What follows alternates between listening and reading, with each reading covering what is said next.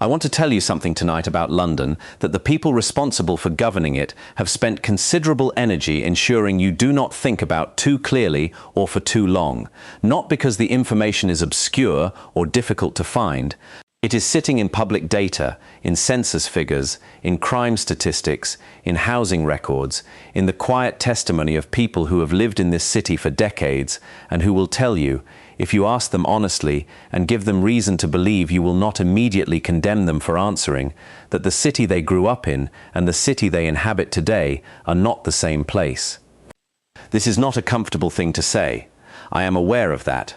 I say it anyway because the discomfort of saying it is considerably smaller than the dishonesty of continuing to avoid it, and because the people who have the most to lose from an honest conversation about what has happened to London are not the ordinary residents of this city. They are the politicians and commentators and institutional figures who have presided over the transformation and who have a considerable professional and personal interest in ensuring that transformation is never examined with the directness it deserves.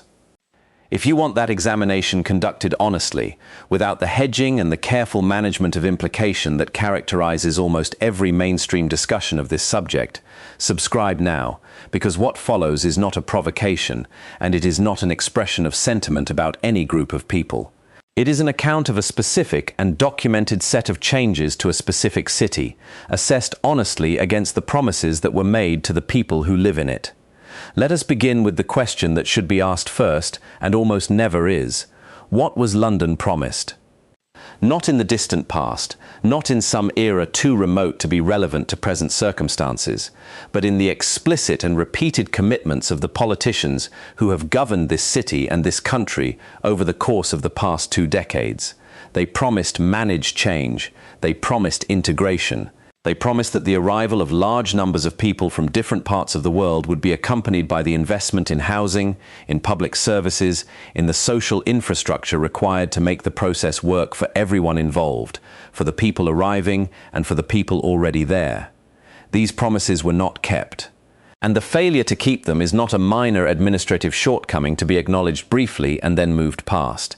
It is the central fact about modern London that explains almost everything else that Londoners are currently living with, and that the political class has spent years teaching itself not to discuss with anything approaching honesty. The housing crisis in London is not a mystery. It is the entirely predictable result of adding population at a rate that the construction of new homes has never come close to matching, in a city whose political leadership prioritized the management of the conversation about this gap over the closure of it. The average house price in London now sits at a multiple of average earnings so far removed from anything a working person can navigate without inherited wealth or extraordinary luck, that the concept of home ownership has effectively ceased to be a realistic aspiration for an entire generation of Londoners born without the right starting point. This was not inevitable. It was chosen by people who understood perfectly well what the arithmetic of population growth against housing supply would produce, and who found it politically easier to allow the gap to widen than to have the honest conversation about what closing it would require. The pressure on public services follows the same logic. The NHS waiting lists in London, the school places allocated through a process that many parents experience as arbitrary and distressing, the GP surgeries running at capacities that make the idea of a same-day appointment a memory from a different era. These are not the result of insufficient compassion from the people managing these services. They are the result of demand growing faster than supply for a sustained period, in a city whose political leadership consistently chose to discuss the demand side of this equation with less honesty than the situation required. Now, I want to say something about what has happened to particular parts of London, because the aggregated citywide statistics, important as they are, obscure something that the people who actually live in those parts understand with an immediacy that no amount of official data can fully capture. There are parts of this city where the change has been so rapid and so complete that the long-term residents who remain, and not all of them have been able to remain, find themselves living in a neighborhood that retains its postcode and its street names while having been transformed in almost every other meaningful respect within the span of a single generation.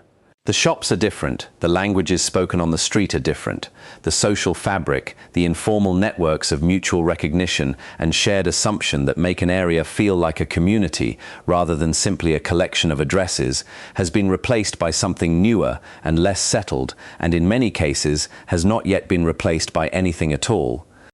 I want to be precise about what I am and am not saying here, because precision matters and because imprecision on this subject has been used for too long as a reason to avoid the subject entirely.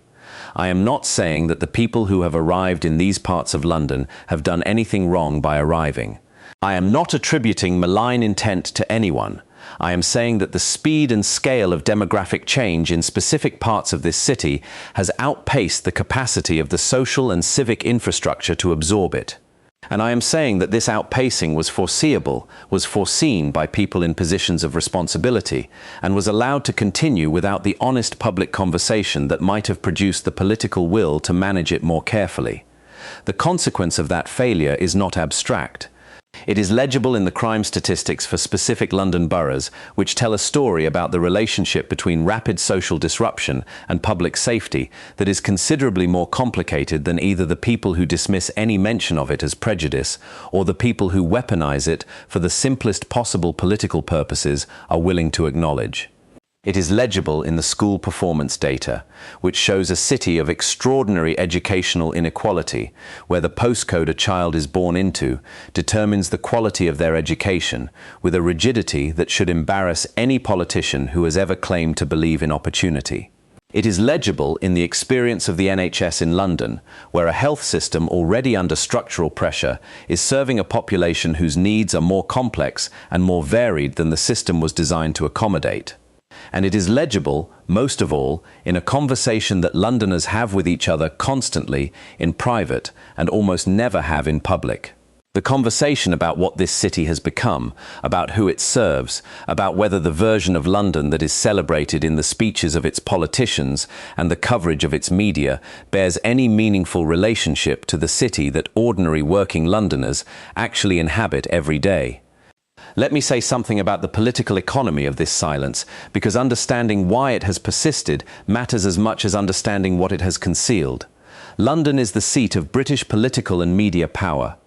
The people who shape the national conversation about London almost universally live in the parts of London that have been least affected by the changes I have described, or have benefited from those changes in ways that make honest examination of their costs politically and personally inconvenient.